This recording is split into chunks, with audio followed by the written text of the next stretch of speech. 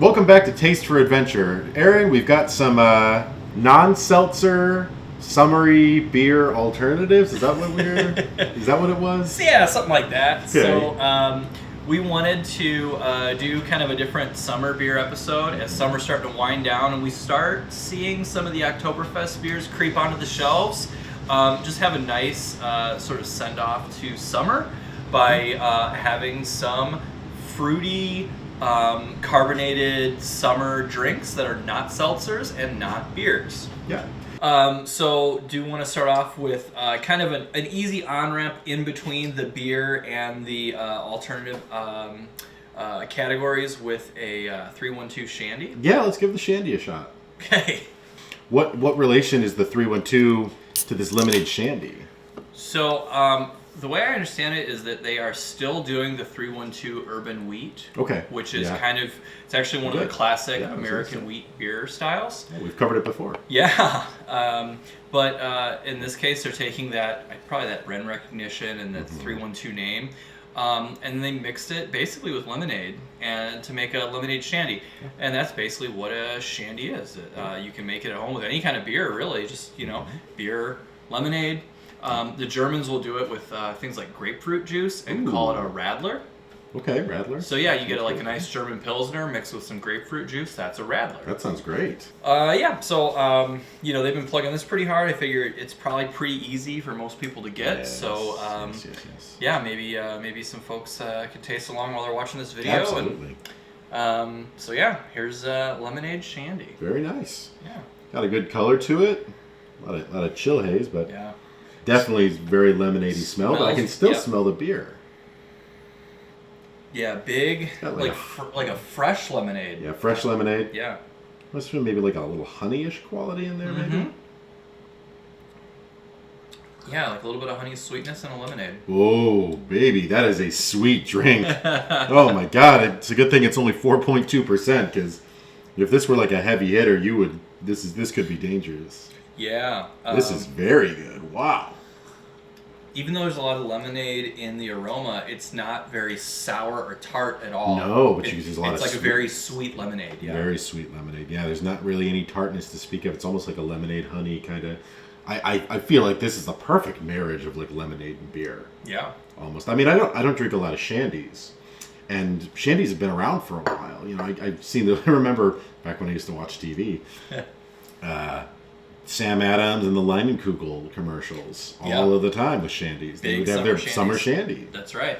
So. Yeah, so basically, Shandy is not a well-defined style by the BJCP or anything, but really it's going to be a light, kind of a lawnmower summer beer that has, different notes of lemon with it. Oh, absolutely. Yeah. Now you don't get a whole lot of lemon in beer otherwise, unless you're kind of going for something like maybe Citra-y, right? Yeah. I think Citra's not really a lemon flavor. There's a few hops that can give a little bit of a lemon flavor. Okay. Like there's actually a hop called Lemon Drop, and then the Japanese hop Sriracha Ace can have the notes on that are lemon, dill, and bubblegum, which are just so far out there. But believe it or not, depending on when you add it and what it mixes with, I've gotten all three of those different flavors out of Sriracha Ace. I'm excited for the funky Japanese beer episode now. And that is coming up. Yes. Yeah, very excited. The one knock I kind of have on this one, though, is that it's not too well carbonated. So, and I think that helps it, I think that makes it feel heavier and maybe even sweeter than... Yeah, the mouthfeel changes when it's more carbonated. And this definitely, I can 100%. I think if this was super effervescent and it was more bubbly and just kind of bumping, like jumping off your tongue, I think it would be a much nicer all-around drink. You think that's just by the nature of mixing the lemonade and the beer, or do you think that it's just kind of... They could have just chose to be lightly carbonated. Yeah. I mean, we got a little bit of foam when we poured it, but then it just settled down really quick. Yeah, could just be all the residual sugars. It could just be a little heavier. But, well, and we've had a little bit of glassware discussion before, but I mean, it could also just be pouring it out into this style of glass. Could do it. Maybe it's really designed to be drank straight out of a can. If it's mixed with a lemonade, I can definitely see why the foam might drop. Okay. But even just drinking it, like, it's not effervescent like at all. It just lays flat on my tongue. Mm-hmm. So, and the glassware won't really have much of an effect on that. Sure. Okay, But, so it's more likely that it's just kind of less carbonated. Yeah, I think it's just kind of a lower carbonated. Okay. Yeah. I mean, I do really like this a lot. This is really good. I could understand maybe wanting to have that lighter body. You know, it's like you say. You know, it's a little bit heavy on the tongue, but Yeah. it's still really good. Well, you know, and I like beer. Go figure. I like lemonade a lot. I often sometimes forget about how much I actually like lemonade until after I'm like, oh, I really could go for a lemonade. And I mean, it's not quite beer and it's not quite lemonade, but what the marriage is, it's good. Yeah, it's very good. It does balance everything pretty well. It tastes to me a lot more like lemonade than beer. Yes. But I think that's okay for something. It's not called like a shandy beer. It's just straight up a shandy. Right. Exactly. So I think it's just fine for it to be pretty lemonade forward. Yeah, and I mean, I tanked this one. I mean, I could have probably had that whole can in the amount of time it took me to drink this. I'm holding back. Yeah. So, what are, you know, there's so many different things out there now, but I think way back to, like, you know, when I first started seeing some of, like, the non-beer, you know, canned beverages or bottled beverages. What are some that you maybe cut your teeth on or can remember from the early days? Oh boy, like, oh, you know, everyone's playing Flippy Cup. We've got these Four Locos. Oh, Four Loko. And it's like it's you know, secondary recipe Four Loko. Yeah. So it's not the original Four Loko. We decided to play Flippy Cup with Four Loko for some reason. It's what we had on hand. Yeah, like it was like, well, we could have easily gone up and got like a Blue Moon or a Coors or something. So but that was basically like an alcoholic energy drink, right? So Four Loko. I'm not sure how it was after they changed the formulation, because I heard a lot of people were just getting messed up off the original formulation, because it literally was an alcoholic energy drink. Yeah. And a lot, I think it was like 40% alcohol by volume or something crazy. Gosh. It was a bad time. I've had Four Loko exactly 3 times in my life, and I've had a bad time ever since. So, sorry, Four Loko Brewing Company. You know, you're not my style. I've never. I'm glad I don't have a flight of Four Locos for us. I'm thankful that you don't have. It's behind this curtain. It's the newest Four Loko flavor. I've had Four Loko a couple of times since then, but. I mean, it's only ever that for me is a summer that has summer memories. Yeah. I've never had Four Loko outside of summer setting. Okay, all right. Well, I remember, you know, like the Smirnoff Ice. I remember my mom, who doesn't really drink very much, you know, she would have, like, you know, Smirnoff Ice. I think Mike's Hard Lemonade was... Mike's Hard Lemonade was that was, like, super popular like 10, 15 years ago. I remember those commercials. It was everywhere. Mike's Hard. Yeah, and then, you know, then it went to Mike's Hard Cranberry and Mike's Hard this and that and the other thing. There's a lot of non-alcoholic, like, or they're not non-alcoholic.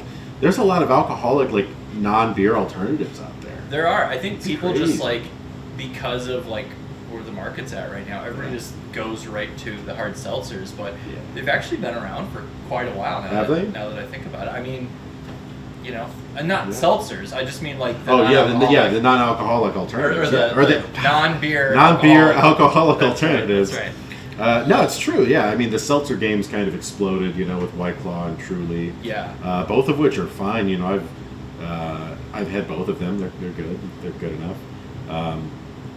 A lot of the beer producers are getting into the hard seltzer game. You know, Blue Moon's got that Light Sky.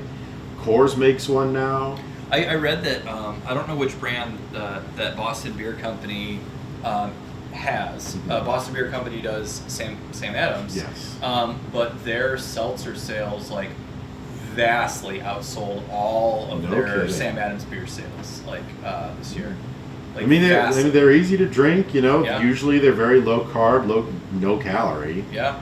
So, I mean, that's definitely an appeal if you're trying to, like, get drunk but also watch your weight. Sure. Keto's been super popular. Yeah. But no, I mean, I liked this Shandy a lot.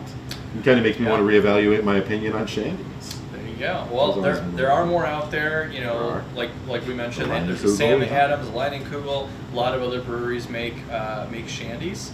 Can definitely be a good. I love the idea of having a Shandy just as like kind of a baseline beer at like a cookout. Oh yeah. It's something everybody can drink too. Definitely. If you don't want to, if you've got your craft beer snob friends, if you've got your non beer adjacent friends, you can just buy it and be like, oh, well, that's really interesting. That's an interesting beer you got there. Definitely, and perfect for just like a super hot late summer day. Absolutely. Yeah. Well, what do we have next? I'm super interested in trying that tea. Okay. That bourbon barrel aged tea. We also have the. You said it was a dry hopped cider. Yeah, we have a dry hopped hard apple cider. Let's see how the dry. Let's kind of save the tea for maybe not necessarily last, but let's kind of put that one off for a minute. Yeah, ramp up and go with the cider. Go with the cider. Okay. Cider is definitely something I think of more as like a fall thing. Yep. So here we are in late summer. We're kind of bridging that gap, but I think the hoppiness is going to kind of give it that summer feel.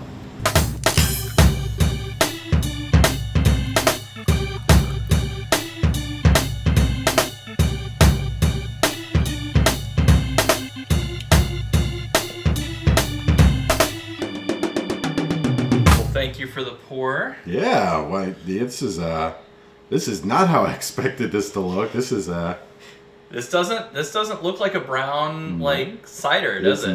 This is No. Well, I was reading the ingredients, and yeah, I mean there's a lot of apple juice in it, and apple juice is going to be a lighter colored, more clear anyway. But this, I think it's like you said, look at the freaking clarity. Yeah. On this. I think I can see into the future. Yeah, amazingly clear. Wonderful smell. Nice appley. And you were saying that you think of apple ciders being a fall drink. Yes. I definitely get that for a lot of traditional ciders. Yeah. And I think a lot of traditional ciders are going to have some of those like fall spices in it. It might have a little bit of like cinnamon or something. Where this one is definitely more of a summery approach. I mean, it's crystal clear, it's super light, and then it has this light hoppiness. It almost looks like a seltzer. It almost does. Yeah. There's very little carbonation. Yeah. I think it even says on the can, hopped apple wine, lightly carbonated. It was actually nearly 6%. Wow. So a little strong. So actually, I tried this at an apple orchard when I was on vacation down in Gatlinburg, Tennessee, and there was a whole variety of these, and they were just fantastic. Well, good. And none of them had that like fall cider flavor. They were very summery. much like summery and just that bright apple fruit, not like the apple pie spice that you might get in like a fall type drink. Sure. Well, I feel like this might you could almost describe. I mean, hopped apple juice doesn't have as much of a ring as apple cider. Yeah. But this is definitely more of like apple juice base kind of a thing. Sure. It has a little bit of a tang to it. Ooh, it does have a nice. You can definitely tell apple, very apple on the tongue. Yep. But then you get that tang. And then I think that's some of that is from the hops. Yeah, I wonder what hops they used. I don't think it says on the can. They actually have nutritional facts. Yeah. But they don't have. It just describes it: hard apple cider, apple juice, water, sugar, hops, potassium. So we didn't get into the weeds on that, but it might be Cascade. Yeah. It tastes a bit like Cascade. So Cascade is going to be, it can be pretty floral, and I think I do get a little bit of flower, like flowery. Yeah. Floral. Yeah, florality. Fluorescent. Maybe. So, another thing, I guess, to note about ciders, out of all the drinks we're going to be having tonight, cider is actually in the BJCP. Yes. So, BJCP judges can get a certification for cider. And there are different types of cider, not nearly as many as there are types of beer. Sure. But, the cider judges, there's actually Perry, which is a pear cider, as opposed to like an apple cider. Okay. And I think that would be very summery. That could be very summery. You could add some hops to that. Yeah. Hoppy pear cider, sure. And then we actually have a brewing team from our homebrew club, Tim and Bob, who have won a couple of first place awards. Have they now? And that was for what they call triplicate. It's a triple berry cider that they made. So All right. I don't know if they even have any apple in it at all. It's just a straight, like, Yeah. super, like, berry punch. Yeah, I mean, if it's berry, there Yeah. would be no apple. I mean, congrats, guys. That's Yeah. good. Pretty good. Yeah, so there's lots of different ways that people don't typically think about cider. No, absolutely. I mean, like, this is very good, very drinkable. I mean, I'm glad you brought this up. And it's not what I would think, from you've got cider as a beer alternative, but adding that hop, and it's very like juicy, very apple juice quality. It is. I like that it has a ton of the apple flavor. Uh-huh. The hops present a nice little character to it, but it's not a bitter drink at all. No, it isn't. But it's also not an overly sweet drink. This is much drier than the Shandy was. Yeah.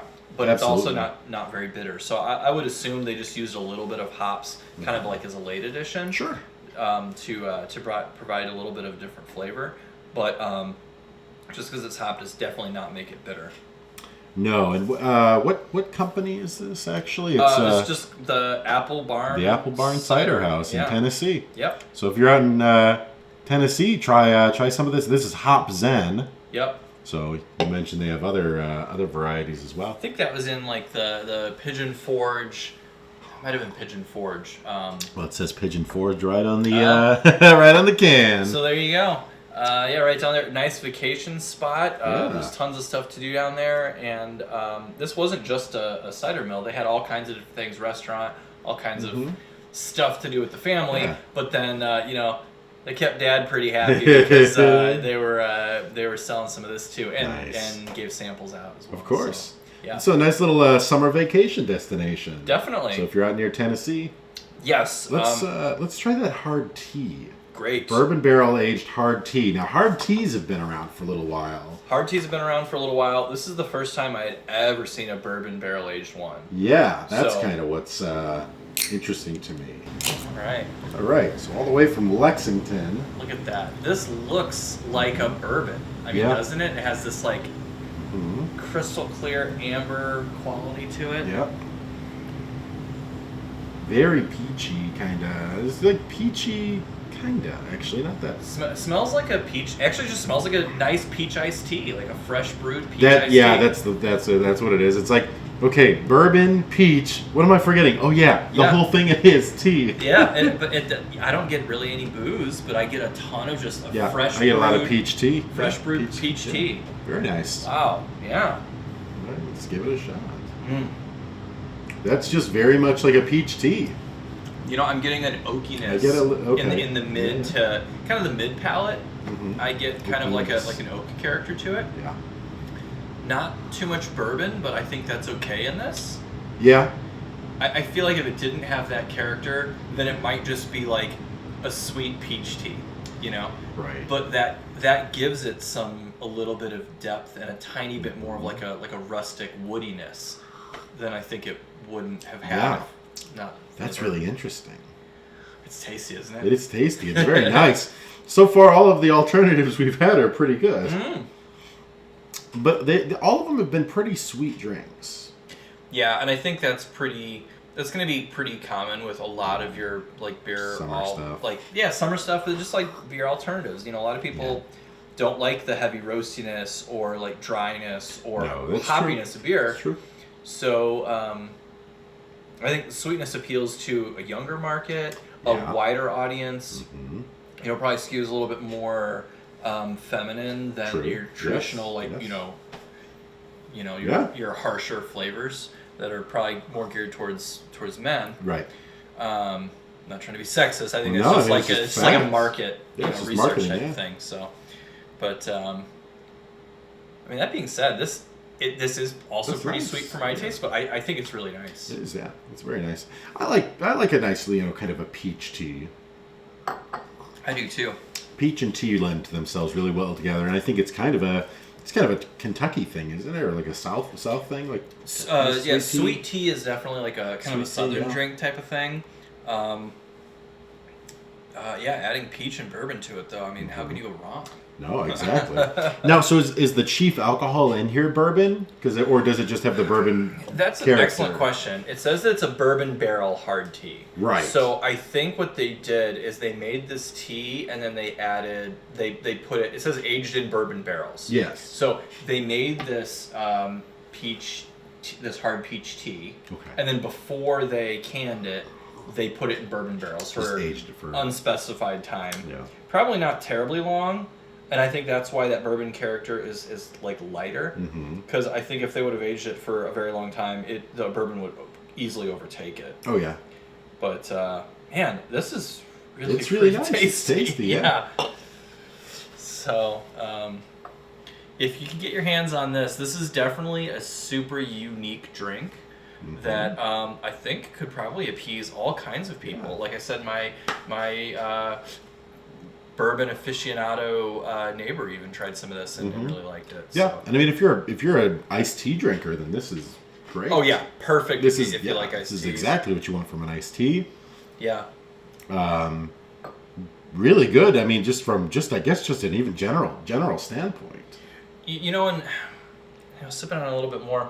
What I like about this is that it doesn't have very much of an artificial taste. It tastes like an authentic or a fresh tea. It has that authenticity to it that, you know, I think that lends itself to, tasting like it's a higher quality. Yeah. And I mean, making a tea is so easy. I mean, it's different from making a beer that's so involved. People aren't going around making whiskey in their houses or bourbon in their houses and stuff, but you can make a pitcher of tea. You can make a pitcher of peach tea real quick on a hot summer day. Yeah. And so it's super accessible, super drinkable as well. What is the 5.2 alcohol content? Okay, cool. So, yeah. Little bit of a kind of a thing. It's kind of mid-tier. What you usually get from a drink of this caliber, I guess. Yeah, not quite like a session beer, but definitely, not going to knock you on your butt either. So. No. Yeah. Nice. I really like this. It's really good. I was a little bit kind of skeptical at first, but they really good job, Lexington Brewing Company. What is our last beverage? So this one is 3 MCs, 1 DJ. Yes, and it is a mead with blood orange, passion fruit, pineapple, and vanilla. I don't know if I've ever had passion fruit on its own. It's Yeah, always been in something. It's pretty popular in beer these days. Okay.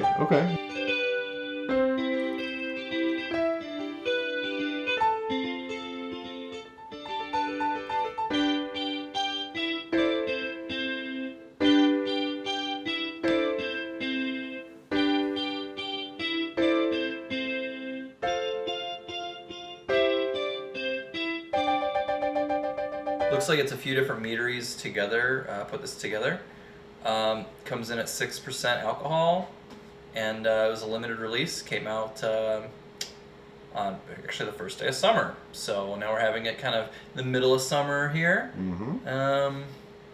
Yeah, so nice. Excited to have some of that. Yeah, and Manic's just right there in Crown Point. In Crown Point. So super close to us. Yep, right on Summit Street there. A really great little spot. Man, their mead is out of this world good. Yeah, I've been there a few times. Actually, the last time I was there was last summer. Yeah. Definitely another summer memory. Nice. But, wow. This has got a very strong vanilla scent. It is. It's super, super vanilla up front. I'm getting some of that blood orange too. And maybe a hint of passion fruit. I think because I know that it's there and I'm searching for it, I can pick it out. I can't even really pick it out. Maybe even that pineapple too. Maybe once I get used to the vanilla. Yeah. Maybe. That vanilla, I don't know if that would fade with time a little bit, but yeah, it's almost like a fruit milkshake because it has that big vanilla dairy sort of sugar, vanilla. Yeah, well. Definitely way more complex in the flavor for me. Yeah. Right now, all it does is smell like vanilla, which is fine because I love vanilla. But it's immediately complex when you taste it. I can taste all of the different citrus fruits Yeah, it's very like tropical fruit salad. It actually has a little bit of like a sour tang at the end of it too. Does have a little bit of it. That's, oh my God, why has everything been so nice? This has been a great episode just in terms of things to drink. Yeah, and widely varied, but hugely varied. Yeah, super creative drinks. I think. Mm-hmm. Yeah. This is great. very complex. This is great. Yeah. It's great. It tastes great while also being complex, which is something that's hard to maybe not necessarily hard to do, but if you don't do it right, you're gonna have things that taste like a lot of different stuff. That's just like, ooh, this isn't good at all. This is extremely good. Well, I think part of what makes it really complex is that it doesn't just taste like it smells. No. You know, it's like the vanilla is like opening the door. Yes. And, you know, you get hints of the rest of the fruit, but the vanilla is more in the aroma. And then you kind of like open that door of vanilla and then go into the flavor. Yeah. And then that fruit really opens up on your tongue. Well, and now that I've had some sips, I can smell like, okay, there's the blood orange. Okay, got it. There's some of the pineapple. Yeah. Which is just really cool. And it is so all the ingredients somehow, I can't even speak. All the ingredients somehow just really come together nicely. Yeah, and you can taste each individual ingredient, but they're better than the sum of their parts. Like, I can pick out the pineapple and the passion fruit a little bit, but then the blend of them together. Yes. I mean, how many pilot batches would it have taken to get this balance just right? Oh, you think? my God, who even knows? It's just it's so nicely balanced. This is great. Yeah. It's a limited edition. I wish I could say go out and buy this, but you probably can't. Really, I think the takeaway here is just go to Manic, and they do bottle fills, growler fills, and then they're doing some canned stuff. They have a nice little tasting room. Oh, yeah. And they'll do like flights and samples, so that's usually what I do. It's a nice spot. Manic's a really nice spot. If you ever find yourself in Crown Point, Indiana, big tourist destination, I know. Well, and they do a little bit of ciders as well. So they do ciders. I think they do some wines. They do wine, yeah. They do wine too. So it's a really good spot just all around for all kind of alternatives to beer. Yeah, I would. I mean, they don't do any beer at all.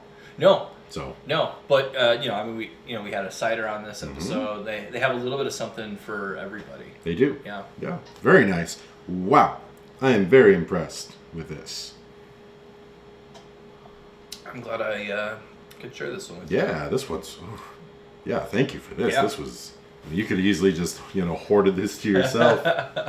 Now we haven't really covered any. I don't think we've covered mead at all on the show yet. Yeah. So how does mead and beer differ? So there's a lot of similarities with really anything. The process for making alcoholic drinks is really simple. But as with everything, the devil's in the details, right? Yeah. So, with beer, you have, your malts that you mash in the water to make the wort. You boil it, you add hops, cool it, add yeast, you have beer, right? Oversimplification, but that's kind of what it is. Mead, you don't even have to heat it. You don't have to mash anything. Whoa! You can literally get a plastic, food-safe 5-gallon bucket. Okay. And I have done this before. This is actually, if you go to like a mead shop, like the introductory mead kits, literally just have you can get a glass carboy or just a plastic bucket, and then it's like 1 part honey to 1 to 2 parts water. So it's fairly expensive because honey's not cheap, but sometimes you can get it in bulk. And then you just mix it till the honey's pretty well dissolved. So a little bit warmer than room temperature water. Sure. You just kind of mix it till the honey's really well dissolved. You throw some yeast and some yeast nutrient in there, seal it up. Wow. And sometimes there's a waiting game. So I mean that's like the super basic how to make mead, right? Sometimes you have to be patient. You can dose in yeast nutrient as it ferments because the honey doesn't provide everything the yeast really needs to have a real healthy, full fermentation. Interesting. So it's a good idea to kind of feed it like every other day some more yeast nutrient to get more rounded nutrients and a complete fermentation. And then in the finish, you can kind of back sweeten mead, or you can add like the fruit or So then any you of the do other it flavors. sort of towards the tail end. Yeah. Wow. Yeah, but really, if you would just want to dabble in making mead at home, you can get a bucket and do, you know, I would do probably 1 part honey with like 1.5 parts water. Yeah. And throw some champagne yeast in there. Seal it up with a lid, and then have a little, you know, an airlock. Right, yeah, you want the airlock. And just put it away in a closet and forget about it for a few months. Yeah. Wow. And so how does it really stay kind of temperature stable? Because you said you didn't have to really boil anything, but you don't really want to keep it at like a 90-degree boiler room, right? Yeah, so if you fermented it too hot, then just like beer, if you fermented beer too hot, you'll get some of those higher like fusel alcohols that like we're going to smell like really boozy, and it could give you more of a headache. I see. Okay, don't do but that. I mean, like on your brew day for mead, it can literally just be opening the jar of honey, putting it into the bucket, dumping some water in, putting in the yeast and the yeast nutrient, and then sealing it. There's no actual like boil day or anything like that. Okay. So very simple to do, and it's a nice thing to do. Like maybe if you brew outside, you know, if there's a long cold snap in the winter, you just want to make something, but you can't really brew or whatever. Mead is a nice alternative because very cool. It's really quick and easy to day of. Well, it sounds like you just make it on your kitchen counter. You can, yeah, and I have. Very nice. Yeah. Really different alternative. We have one more summer beer episode coming up, and then we are going to launch into our very large fall beer series. Yeah, where it's kind of like a corridor, just solid all the way through. Yeah, so we have a whole series on all the Oktoberfest beers, and that's going to start late August and go through the month of September. Yeah.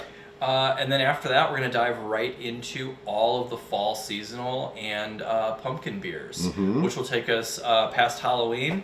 And then after that, we have just a ton of other seasonal and more traditional beer episodes coming up. Yeah, so we've got a lot of great content. I think those episodes are going to be a little bit more technical. Yes, and they were actually the very first episodes we ever shot. So, like, the wall will be going to be gone again. I'm going to be a lot lighter.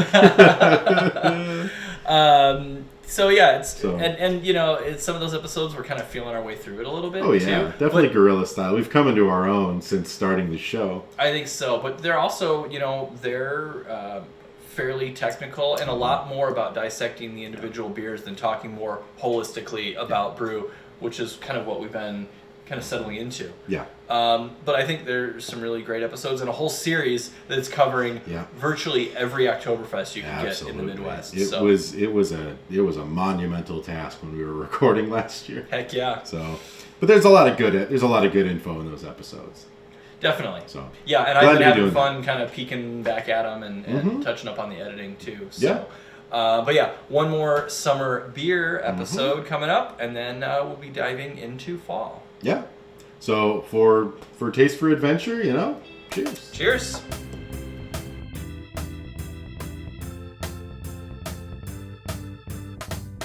Well, I think this was a pretty productive episode of, and I'm going to get this right this time, non-beer, alcoholic, no, I got it wrong. It was non-seltzer alcoholic beer alternative. Yes, non-seltzer. I kept saying non-alcoholic, which is just not true. No.